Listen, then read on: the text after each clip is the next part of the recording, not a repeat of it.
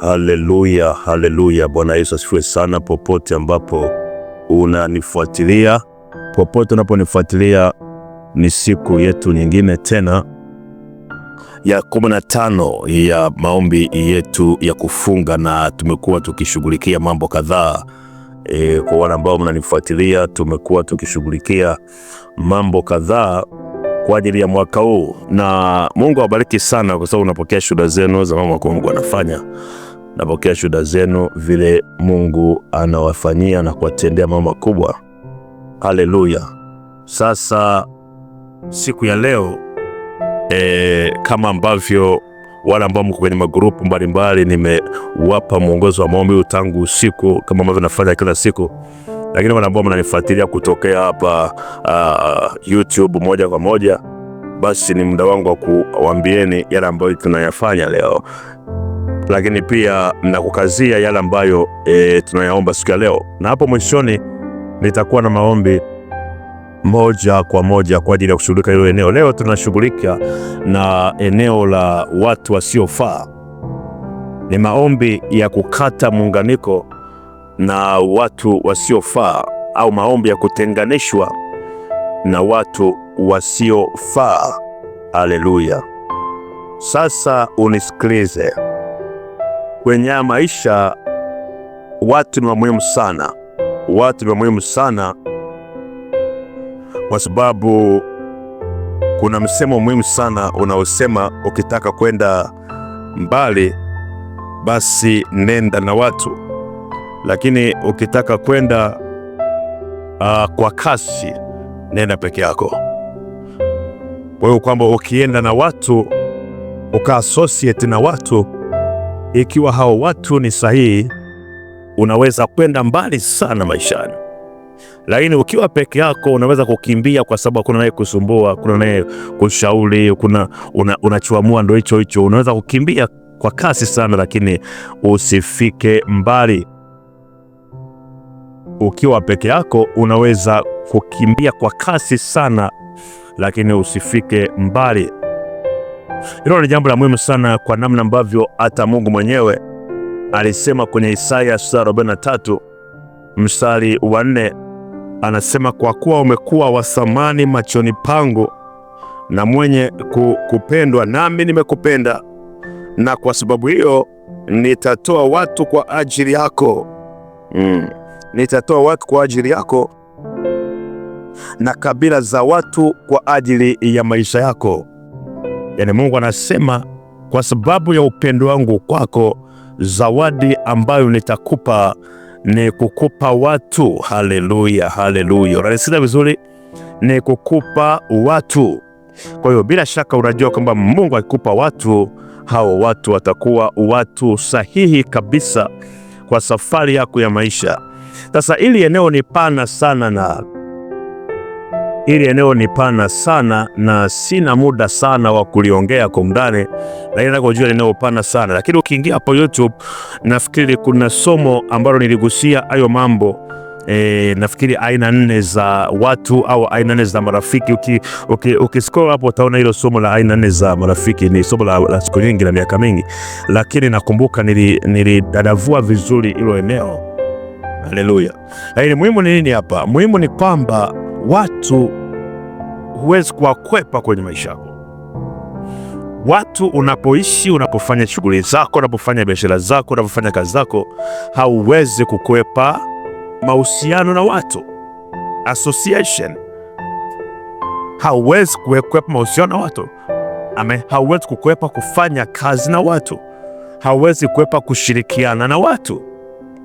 Lakini jambo la msingi hapa ni kwamba kwa sababu ya umuhimu wa watu, Shetani anatumia mbinu chafu ya kudhibiti hatima za watu, kudhibiti maisha ya watu, kukwepesha maisha ya watu, kuvuruga maisha ya watu, kwa kuwainulia watu wasio sahihi, watu wasiofaa.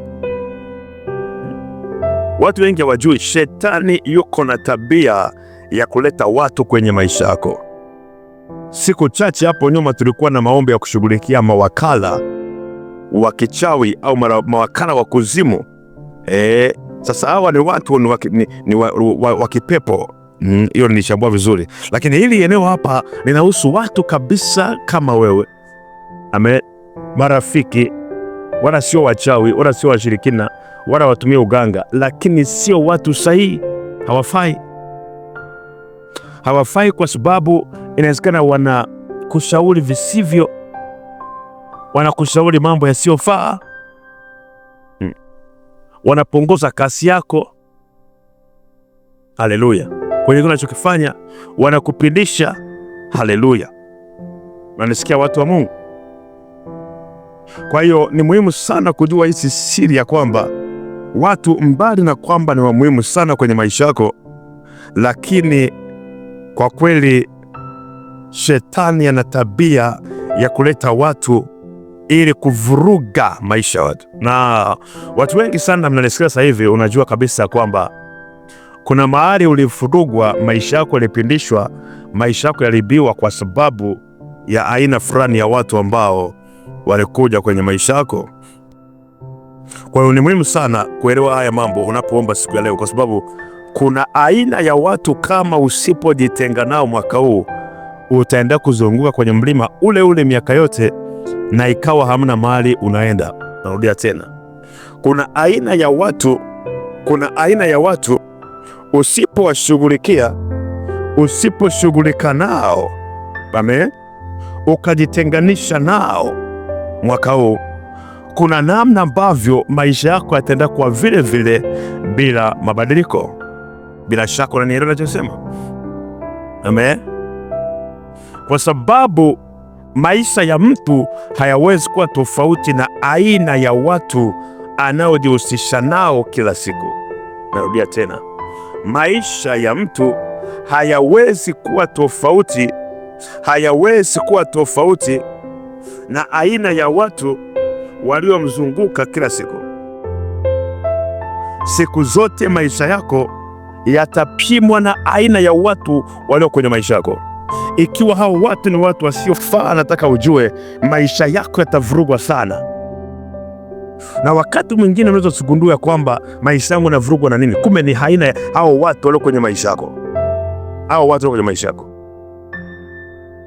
Kuna maombi hapa mwanzoni kabisa, maombi haya nilikuongoza kuyafanya. Yalikuwa ni maombi ya kufichua watu. Wana ambao mnanifuatilia, ninajua ninachokisema. Yalikuwa ni maombi ya kufichua watu. Ili upate kujua ni nani ni sahihi, nani si sahihi. Kwa sababu maisha yako, narudia tena na unisikize vizuri sana, hayatakuwa tofauti na watu waliokuzunguka, unaoshirikiana nao, unaoshirikishana vitu nao, wanaokushauri. Haleluya.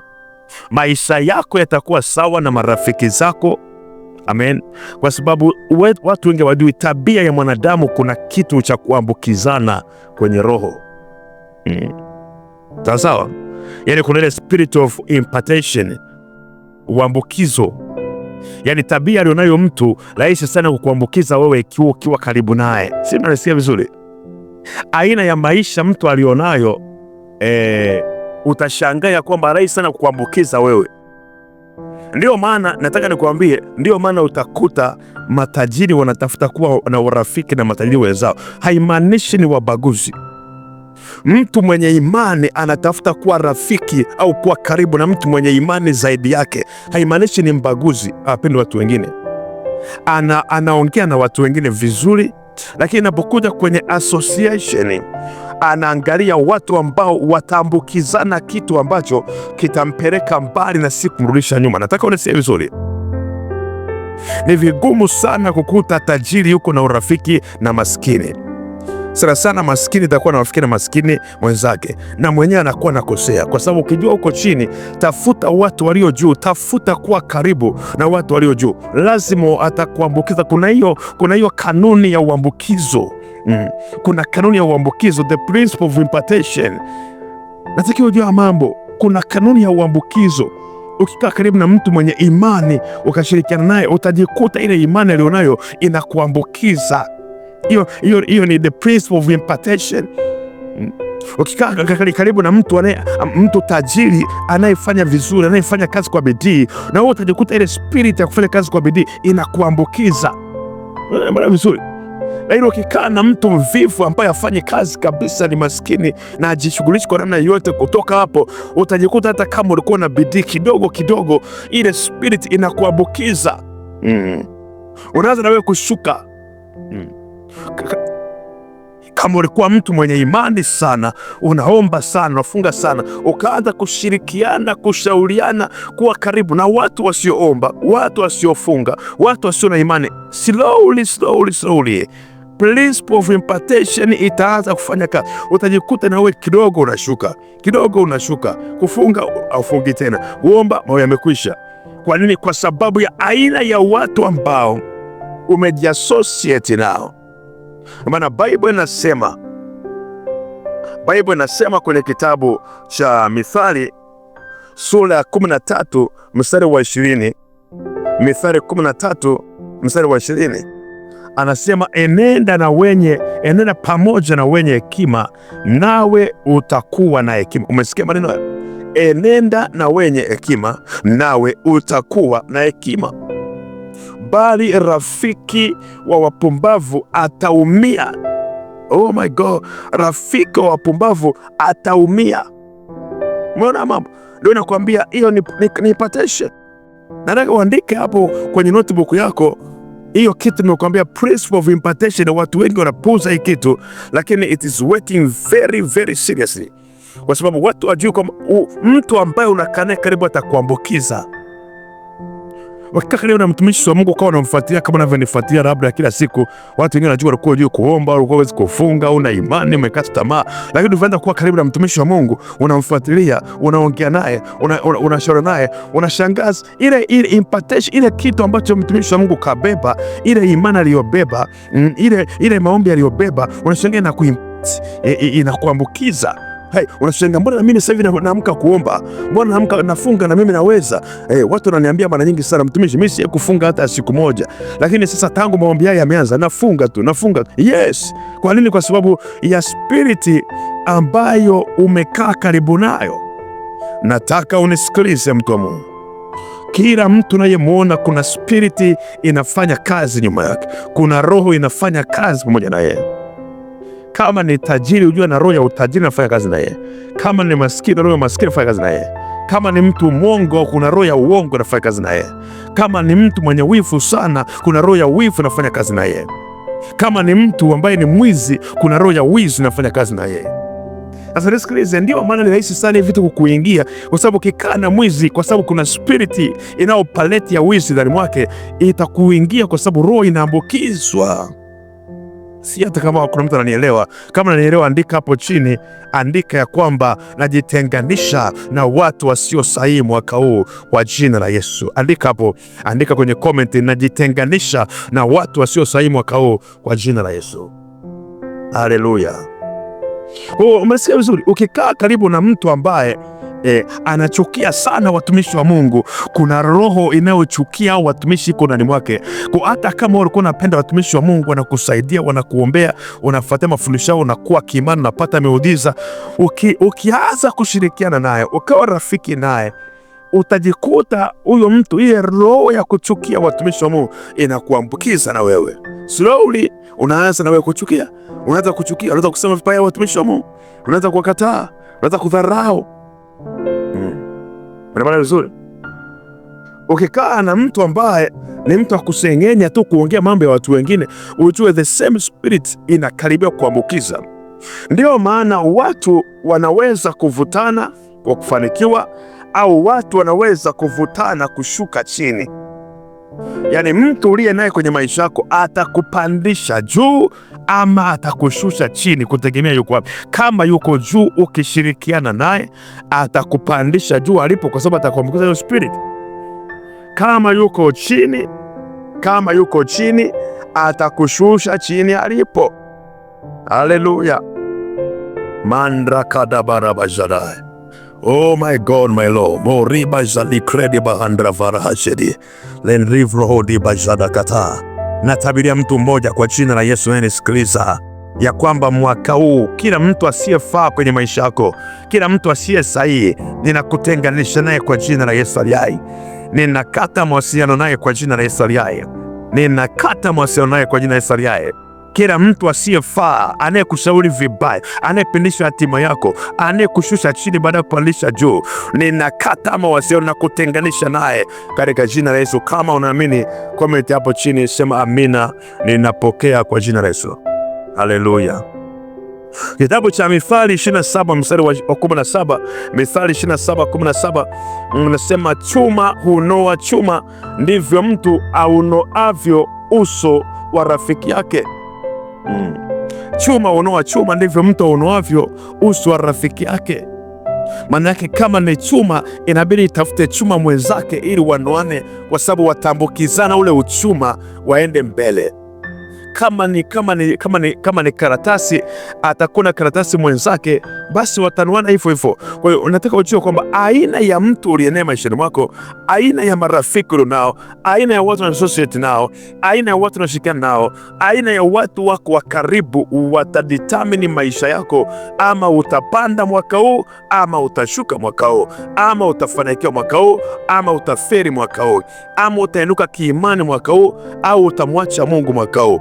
Watu ulio nao watadetermine maisha yako mwaka huu. Ndio maana shetani anajua hiyo kanuni, anajua nikimunganisha huyo na mtu asiyefaa, ataanza kumshauri vibaya, atamharibia maisha. Nikimleta huyu mtu karibu na huyu mtu asiyefaa, ataua kabisa historia ya maisha yake, atavuruga hatima yake, ataharibu maisha yake. Haleluya, haleluya.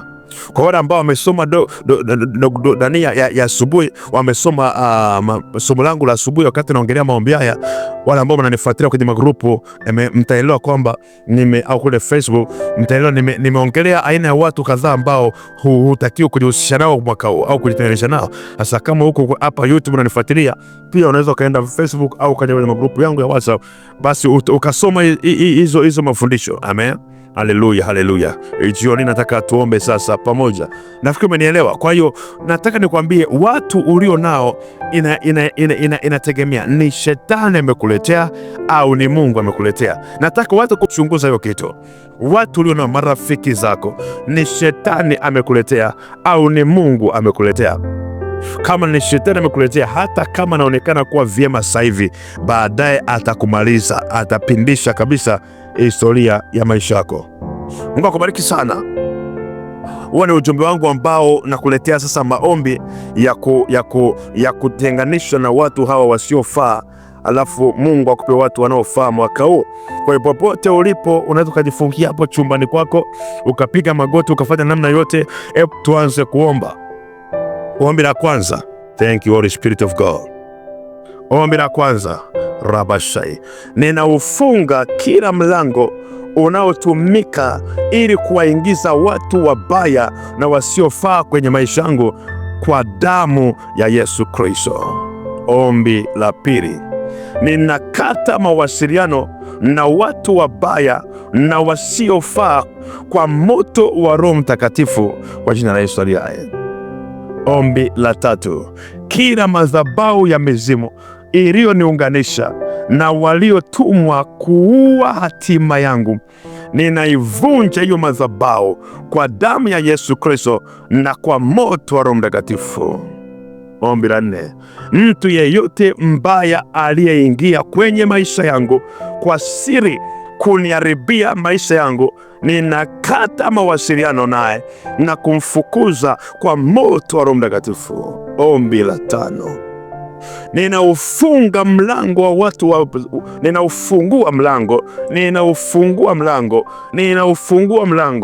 watu wazuri na wanaofaa mwaka huu kwa jina la Yesu Kristo. Ombi la sita, upako wa kuvuta watu wazuri ninaomba uwe juu yangu mwaka huu katika jina la Yesu. Ombi la saba, Roho Mtakatifu, niunganishe na watu wazuri watakao nifikisha kwenye hatima yangu yenye utukufu katika jina la Yesu. Ombi la nane, Roho Mtakatifu, nipe nafasi ndani ya mioyo ya watu wakuu mwaka huu. Niunganishe na watu wakuu mwaka huu kwa ajili ya upenyo na kuinuliwa kwa maisha yangu katika jina la Yesu Kristo aliye hai. Ombi la 9 ni Zaburi ya 23. Soma Zaburi ya 23, anza kukiri kuanzia mstari wa kwanza mpaka mstari wa mwisho, na utaona mambo yakidhirika kwako katika jina la Yesu. Ni Apostle Nelson Kalekezi, ninakubariki na ninaomba mwaka huu, tazama watu sahihi wanainuka, na utashangaa, utaketi na watu wakuu, utaketi mahali pakuu katika jina la Yesu aliye hai. Naomba pokee mambo haya, na upokee maneno haya na maombi haya, na itakuwa kwako. Na hakikisha kwamba usipuuze nafasi ya sadaka. Hakikisha unaunganisha maombi haya na sadaka yako, ili Mungu akutenganishe na watu wasiofaa na akuunganishe na watu wanaofaa. Muhimu sana maombi kama ya kutolea sadaka. Naambia Mungu, nitenganishe na watu wasiofaa, niunganishe na watu wanaofaa. Unaweza kutuma sadaka kwa namba zifuatazo: 0654 575 999. Hiyo ni Tigo Pesa au Yas. Lakini pia unaweza kutuma kwa namba 0695 42 17 42. Hiyo ni Airtel Money. Lakini pia unaweza kutuma kwa namba 0761 40 64 75. Hiyo ni M-Pesa. Lakini pia unaweza ukatuma ujumbe wa maombi kwa namba hizo, au ukanipigia kwa maombi kwa namba hizo. Lakini pia unaweza kupata nakala za vitabu vyangu kwa namba hizo. Pia kuna kitabu kipya cha Mjua Mtakatifu na Kazi Zake kinachokuongoza kutimia Roho Mtakatifu kila siku na kuona nguvu zake. Hicho nacho unaweza kupiga simu kwa kipata kwa namba hizo. Mungu akubariki sana, nikutakia wakati mwema. Tutakutana kesho. Kama hujasubscribe, basi subscribe kwenye hiyo channel, na kesho tuko pamoja kuendelea na maombi haya. Mungu akubariki sana na shalom.